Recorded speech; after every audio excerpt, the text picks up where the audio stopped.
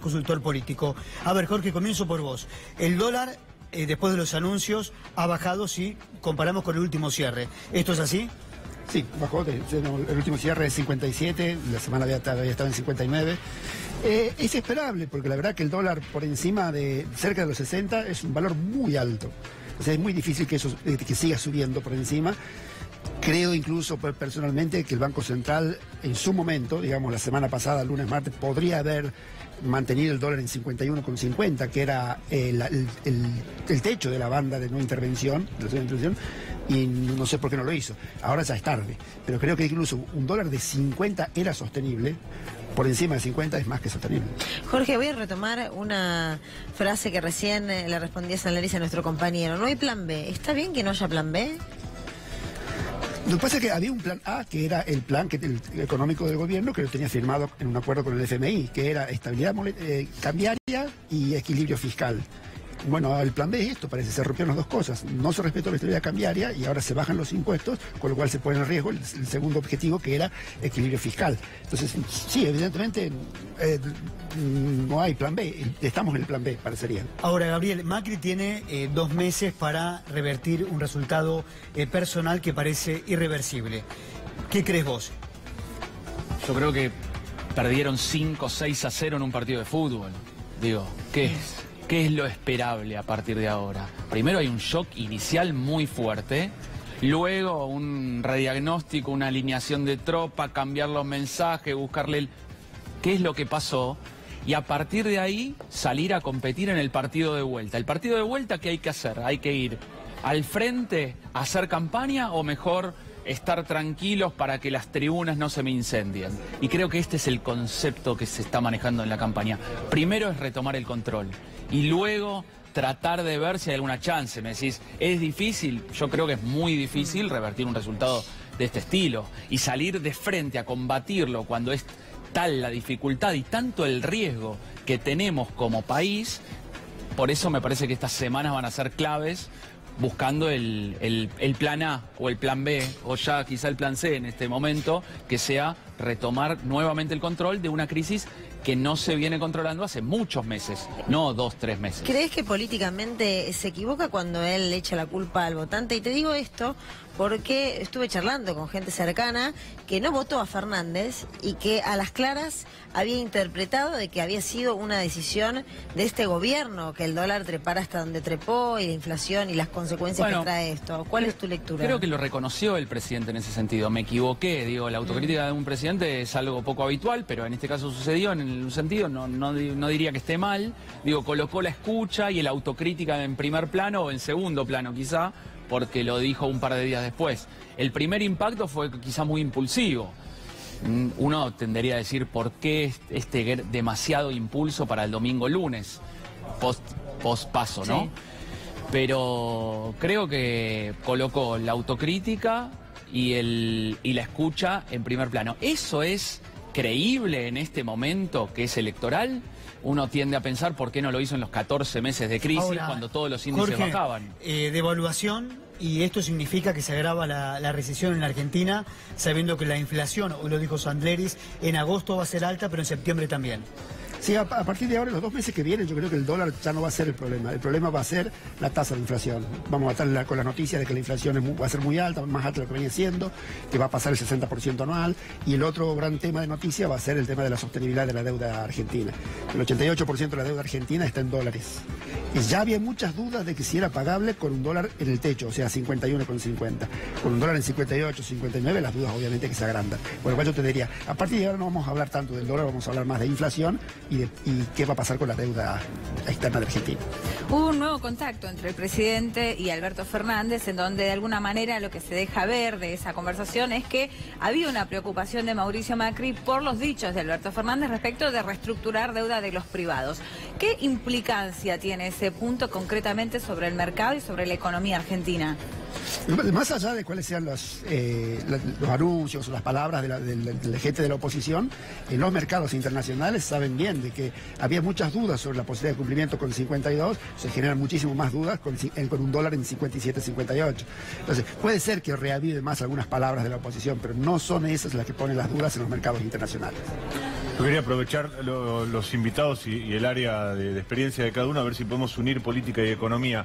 Estamos en un trance postelectoral que está afectando profundamente la economía, esta idea de la incertidumbre y los movimientos erráticos del gobierno, sobre todo, evidentemente, están causando estragos en la economía. ¿No hay que reevaluar esta idea de las PASO, la primera vuelta, la segunda vuelta, digamos, un periodo tan largo que consume prácticamente 3 meses, 4 meses de la Argentina, un país tan acostumbrado a este tipo de cimbronazos? Sí, más allá de las reglas que se coloquen, lo que hay que combatir son las incertidumbres argentinas en todos los contextos. Cada vez que hay una crisis económica, obviamente genera mucha incertidumbre, y esta cuestión de que sean más largos los procesos potencia esa imprevisibilidad y la inseguridad que tanto afectan a los mercados y a la economía, sin lugar a dudas. Jorge, el Fondo Monetario Internacional, vos decime si está bien mi lineamiento, si no me corregís, permitía cierta intervención pasado un tope en el dólar, en el tipo de cambio. Sí. ¿Por qué no lo hizo el gobierno? No lo sé, es inaudito, yo lo hubiese hecho. Posiblemente el lunes, el martes no, que estaba en 60, pero a partir del miércoles hubiese intervenido fuertemente. El acuerdo con el fondo decía que pasado los 51,45 se puede intervenir. Se interviene con 250 millones de dólares diarios. Pero en casos especiales se puede usar más plata. Vaya si fue caso especial la derrota que sufrió el oficialismo el domingo, con lo cual ameritaba una intervención más agresiva para evitar esto que sucedió y poder controlar el dólar en lo que era el techo de la banda, que era el plan económico, que era 51,50. Los invito a los dos a escuchar una declaración de Manuel Álvarez Agis, que integra el equipo económico de Alberto Fernández, y después debatimos lo que dijo. Lo escuchamos. Es bastante conocido que yo hablo con Alberto Fernández, es bastante conocido que yo hablo con Cristina Fernández de Kirchner. Probablemente es menos conocido que hablo con mucha gente del gobierno también, porque uno cuando pasó por la función pública y los que tenemos vocación pública, a mí, digamos, lo que me desespera es tratar de ayudar con el poco o mucho conocimiento que uno puede tener en cada una de esas áreas. Al próximo presidente seguro que me encantaría ayudarlo, pero me preocupa más ayudar al actual. Al ministro Lacunza no lo conozco, intercambié 3 mensajes con él hace una semana por una nota que había hecho yo con un colega tuyo, y él me mandó un mensaje, la verdad, de manera muy amable, diciéndome qué bueno que se pueda discutir a pesar de que pensamos distinto. Le agradecí ese mensaje y obviamente lo felicité. Y también me puse a disposición, digo, porque si uno puede estar viendo algo que el que está ahí no lo ve, siempre ayuda que alguien que está un poco más tranquilo pueda dar una visión un poco más desapasionada. Si me preguntás objetivo 1, 2 y 3 del ministro de Economía, objetivo 1, 2 y 3 del Banco Central, mañana son los mismos: controlar el dólar. ¿Por qué? ¿Qué riesgo hay? Porque vos podés decir, bueno, el dólar se fue de 45 a 55, entonces lo que hay que hacer es ponerle plata en el bolsillo a la gente, ¿no? La pregunta es, ¿cuánta plata le estás poniendo si no sabes cuál va a ser el valor del dólar? O sea, si yo te pongo 2.000 pesos a vos hoy, con el dólar a 55, ¿es lo mismo si mañana el dólar está a 65? No es lo mismo. Porque el dólar te maneja la inflación inflación te maneja el poder adquisitivo, y al mismo tiempo, eso es para el lado de la economía real. Ahora, para el lado de la economía financiera, el dólar hoy te maneja también la situación de los bancos y la situación de la tranquilidad de la gente respecto a sus ahorros, respecto a los depósitos. Entonces, a mí me parece que hoy es muy necesario que el gobierno controle el dólar.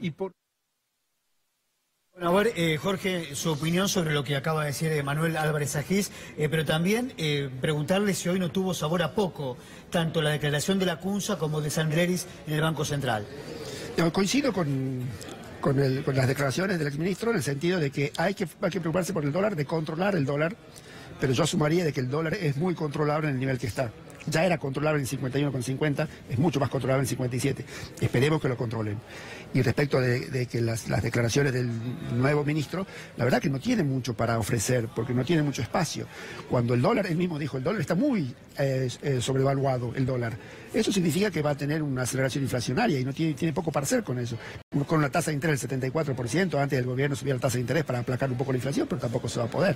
Es decir, la inflación indefectiblemente va a subir y va a haber problemas con las dudas respecto del repago de la deuda.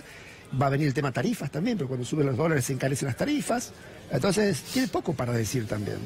¿Cuál es el análisis de la convocatoria a la Baña y a otros funcionarios que no forman parte del gobierno y que tienen que ver con la oposición? Pasa que todas las crisis requieren de mostrar certidumbre, previsibilidad y seguridad. La convocatoria para generar consensos es la búsqueda en esta dirección. Y creo que es el mismo tema que el económico. Control, estabilización. En el caso económico se da del dólar, pero en este caso es el tema político. Entonces, una convocatoria de la oposición, de Alberto, que ahora tiene mucha más trascendencia, tiene un gran desafío Alberto Fernández en este contexto, porque antes era candidato solamente, que tenía que ser competitivo, y ahora es no solamente competitivo, sino posible triunfador en las elecciones de octubre para el mundo político y económico. Entonces digo, las crisis requieren certidumbre y requieren de consensos. Llamar al diálogo de la forma en que sea, como se pueda, me parece que siempre es positivo. En este contexto, Mariano, algunos gremialistas hicieron declaraciones en algunos diarios del fin de semana, y por lo menos Héctor Daer se ratificó, y creo que también el viernes, que no va a haber una medida de fuerza de acá a octubre, que lo que va a propiciar el sindicalismo es paz en Argentina, ¿no? Sí, venimos a decir que esto es un mensaje coordinado claramente con Alberto Fernández. Evidentemente la CGT, o por lo menos el grueso de la Central Obrera que está respaldando a Alberto Fernández,